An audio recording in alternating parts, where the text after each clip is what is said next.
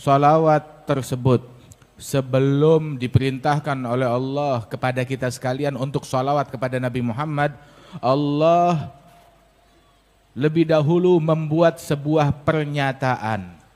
Apa pernyataannya? Innallaha wa malaikatahu yusalluna 'alan nabi.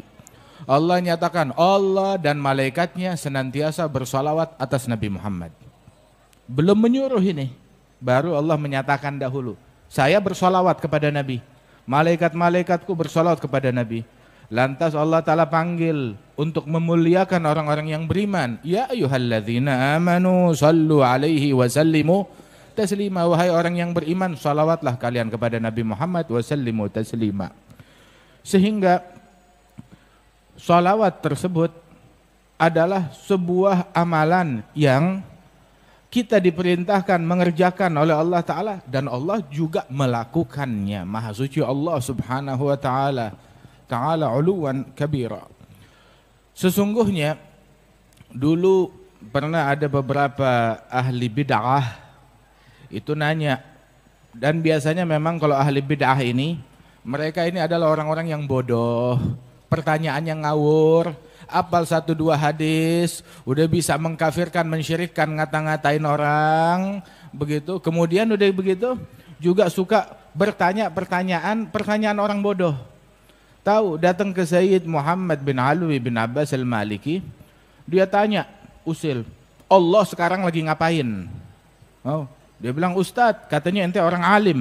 Saya mau tanya, kalau betul kamu alim di tengah majelis, saya mau nanya, Allah lagi ngapain sekarang? Ini pertanyaan kurang ajar apa enggak nih? Ada gak suka terima SMS, lagi ngapain? Kita aja ditanya lagi ngapain sebel. Ini siapa? Kagak ada namanya, tahu-tahu nanya lagi ngapain. Nah bayangin, nanya Allah lagi ngapain sekarang? Ini pertanyaan menjebak. Tapi Sayyid Muhammad bin Ali al-Maliki, hadza rajul mulham, yang diilhamkan oleh Allah Ta'ala. Dia tahu ini orang ahli bid'ah, nggak demen salawat, nggak demen maulid. Maka dia bilang, mau tahu Allah sekarang lagi ngapain? Allah sekarang lagi salawat kepada Nabi Muhammad sallallahu alaihi wasallam. Bilang, tahu dari mana? Dalilnya ada di Quran.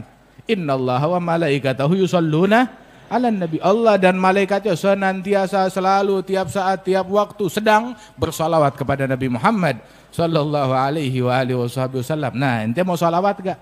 Kalau orang nggak mau salawat kepada Nabi Muhammad, hati-hati, jangan-jangan emang dia nggak dipanggil sama Allah Ta'ala. Soalnya yang dipanggil untuk salawat adalah mereka hanya orang-orang yang beriman, yang dipanggil untuk salawat kepada Nabi Muhammad Sallallahu Alaihi Wasallam. Terus asal tahu aja, kalau kita bersalawat kepada Nabi Muhammad, yang untung bukan Nabi Muhammad. Nabi nggak ngambil keuntungan dari salawat kita, yang beruntung dengan salawat kita adalah kita. Adapun Rasulullah, jangan kita salawat kepada Nabi dan berprasangka, nah Rasulullah untung besar dari salawatnya kita. Yang dapat keuntungan dari salawat adalah kita. Adapun Rasulullah nggak perlu, nggak butuh sama salawatnya kita. Nabi Muhammad udah dapat salawat dari Allah, udah dapat salawat dari malaikat. Tahu nggak malaikat jumlahnya ada berapa? Masya Allah, nggak terhitung jumlahnya mereka. Nggak terhitung, jauh lebih banyak daripada jumlah manusia dan jin.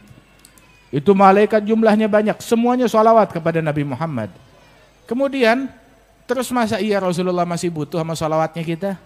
Dan asal tahu aja, salawat dari kita ini berasal dari lisan. Lisan kita penuh kekurangan. Lisan kita kadang suka ngomong yang haram. Bukan kadang, sering. Bukan sering, jarang ngomong yang benar lisannya kita. Ya jujur aja kita begitu, jarang ngomong yang benar. Begitu sekalinya kita mau jadi orang benar, tetap aja keluar kata-kata buruk, ntar keluar kebohongan, ntar keluar ghibah, ntar keluar namimah, ntar keluar cacian dan makian. Na'udzubillah min dzalik, dalam sesaat hancur amalan kita. Kita ketika sholawat keluar dari lidah kita lidah yang kotor, betul kan? Tetapi sholawat justru insya Allah yang mensucikan lidah kita, mensucikan hati kita, mensucikan amalan kita. Ketika seseorang bersolawat kepada Nabi Muhammad, imbalannya apa? Man shalla alayya salatan wahidatan sallallahu alaihi biha asyara. Yang salawat kepadaku satu kali, Allah akan membalas dengan bersalawat kepada hamba tersebut 10 kali. Kita salawat kepada Nabi sekali. Salawat kita, salawat dari orang yang lalai, yang mulutnya kotor, dibalas dengan salawat dari Allah 10 kali Allah yang maha suci, yang maha agung, yang maha mulia, yang maha besar subhanahu wa ta'ala. Salawat buat siapa? Buat kita. Begitu. Berapa kali? 10 kali. Sahibul Ratib Al-Imam Abdullah bin Al-Haddad waktu menyebutkan hadis ini, dia bilang asal tahu aja, satu salawat dari Allah untuk hamba itu cukup untuk keperluan hamba tersebut dunia dan akhirat. Satu salawat dari Allah untuk hamba. Bagaimana kalau 10 salawat sebagai imbalan dari satu salawat yang kita berikan kepada Nabi besar Muhammad sallallahu alaihi wasallam. Makanya Nabi suruh kita salawat yang banyak. Bukan Nabi mau ngambil untung, biar kita yang dapat keuntungan dengan salawat kepada Rasulullah sallallahu alaihi wasallam. Sebab dijamin amaluna bainal qabul wa raddiha.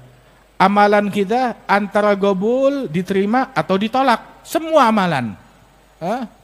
Allah hanya menerima la yakbal illa tayyiban, hanya menerima yang bagus. Amalan kita ini antara diterima dan ditolak. Ada yang diterima, ada yang ditolak.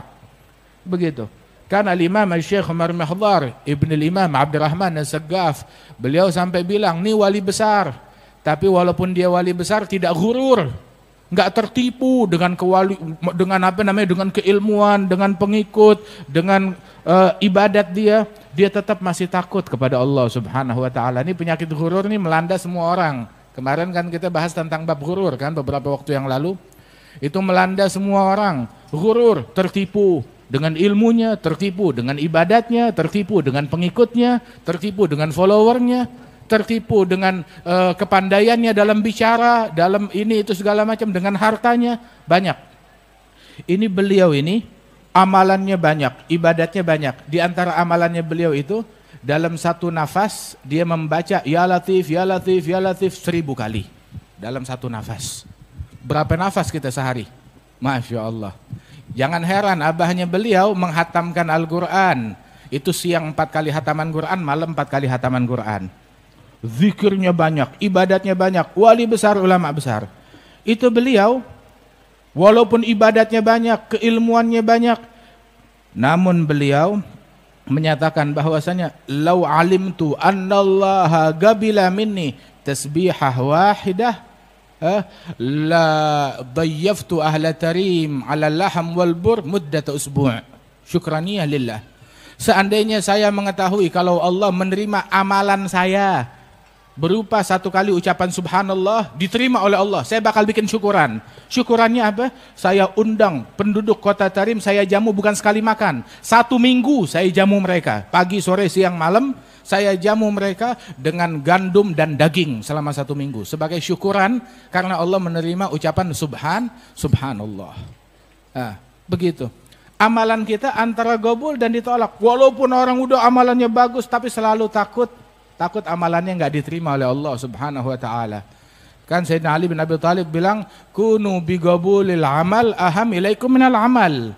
Jadilah kalian fokus memprioritaskan gobulnya amalan itu lebih penting daripada amalan itu sendiri.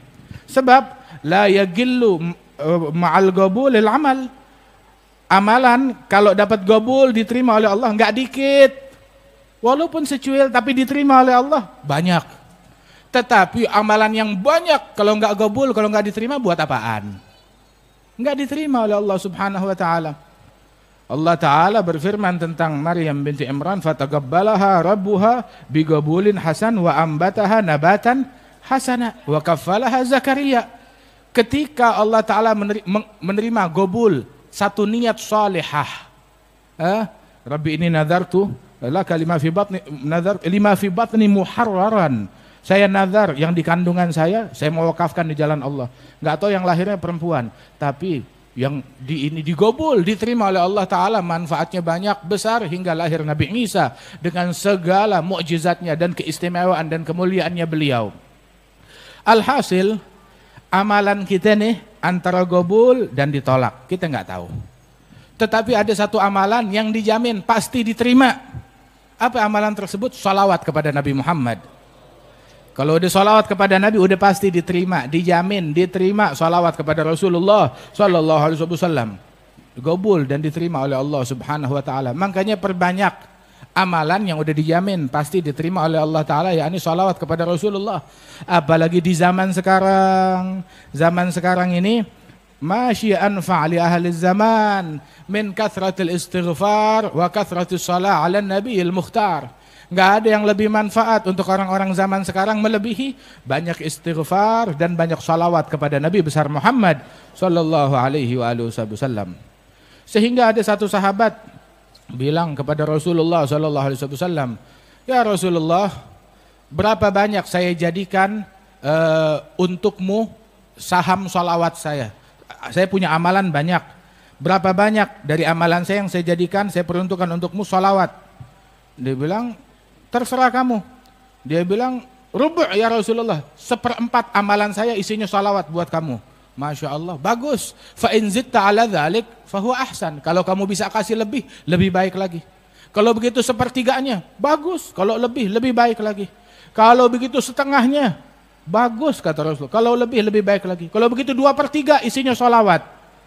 Rasul bilang bagus. Fa in zidta ala dzalik fahuwa ahsan. Kalau kamu bisa lebih, maka lebih baik untuk kamu. Hingga dia bilang, kalau begitu 100% amalan saya sholawat kepada Rasulullah sallallahu alaihi wasallam. Jadi dia ada waktu tertentu tuh, begitu, wiridnya semuanya sholawat kepada Rasulullah. Nabi bilang, kalau begitu, idzan tukfa hammuk yughfar dzambuk. Kalau begitu, stresmu, beban pikiranmu bakal dicukupi oleh Allah Ta'ala. Dan dosa-dosamu akan diampuni oleh Allah Subhanahu wa Ta'ala. Nih kita nih hidup di dunia. Kita manusia. Kita manusia nih punya dua kehidupan. Kehidupan dunia terus kehidupan akhirat. Makanya jangan ruwet sama dunia mulu. Kita masih ada urusan akhirat lagi. Ini dunia aja. Sampai yang akhirat dicemarin ntar sama dunia. Kita hidup nih bukan di dunia doang. Ada dunia, ada akhirat. Nah, kalau urusan kita punya stres, beban pikiran, ya baik itu hutang, urusan ekonomi, urusan politik, urusan keamanan, urusan kesejahteraan, keluarga, rumah tangga, itu kan urusan duniawi. Kalau pikiran kita urusan dunia udah dicukupin sama Allah Ta'ala, senang nggak? Senang. Stres kita dicukupin oleh Allah, dihandle oleh Allah Ta'ala, berarti urusan dunia udah kelar. Dosa kita diampunin oleh Allah Ta'ala, tuh urusan akhirat udah kelar, khalas. Dunia selesai, akhirat selesai. Siapa itu? Orang yang banyak salawat kepada Nabi besar Muhammad sallallahu alaihi wasallam. Nabi bilang, kalau begitu urusan kamu, stres kamu dihandle, dicukupin oleh Allah, dan dosa kamu diampuni oleh Allah Subhanahu wa Ta'ala. Beres deh urusan dunia dan akhiratnya dia. Dulu tuh ada Al-Imam Jazuli. Al-Imam Al-Jazuli, dia sekali itu jalan sama teman-temannya dalam sebuah safar perjalanan. Akhirnya mereka mau sholat, mau wudhu. Begitu, perkampungan agak jauh. Lihat di situ ada sumur. Alhamdulillah ada sumur. Lihat dalam sumur ada airnya. Ya tinggal wudhu kan. Nah sekarang mau ngambil airnya bagaimana? Nggak ada tali, nggak ada timba. Dia bingung. Nggak taunya nggak lama tuh ada anak kecil datang. Lagi main deket situ. Dia bilang, kenapa kalian pada ngelilingin sumur bapak-bapak? Dia bilang, kami ngelilingin sumur, kami mau ambil wudhu, Neng. Kita mau ambil wudhu, cuma kagak ada timbanya, nggak ada talinya. Bilang, emang kalau ngambil air di sumur ini perlu timba, perlu tali? Dia bilang, iya. Kita biasanya kalau orang kampung, kita selalu ngambil air di sini, cuma nggak pakai timba, nggak pakai tali.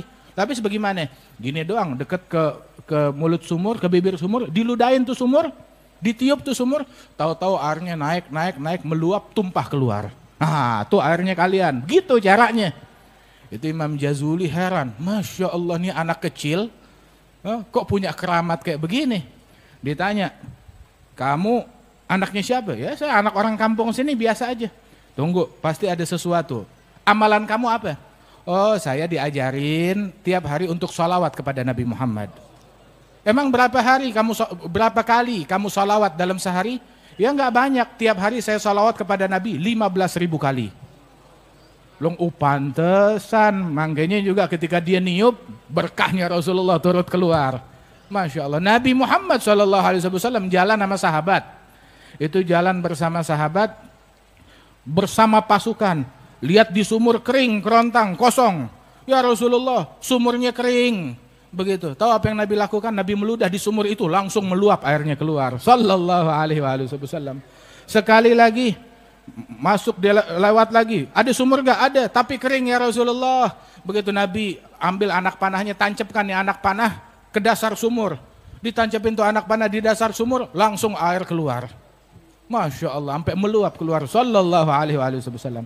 Ini Imam Jazuli ngelihat begitu terpacu, ini berkat sholawat sampai bisa begitu. Akhirnya tahu gak?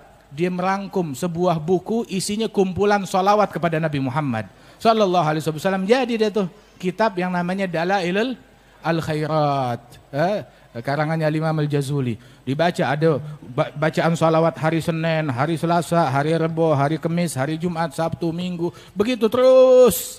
Begitu diulang-ulang setiap hari biar ada sholawat kepada Rasulullah Sallallahu alaihi wasallam.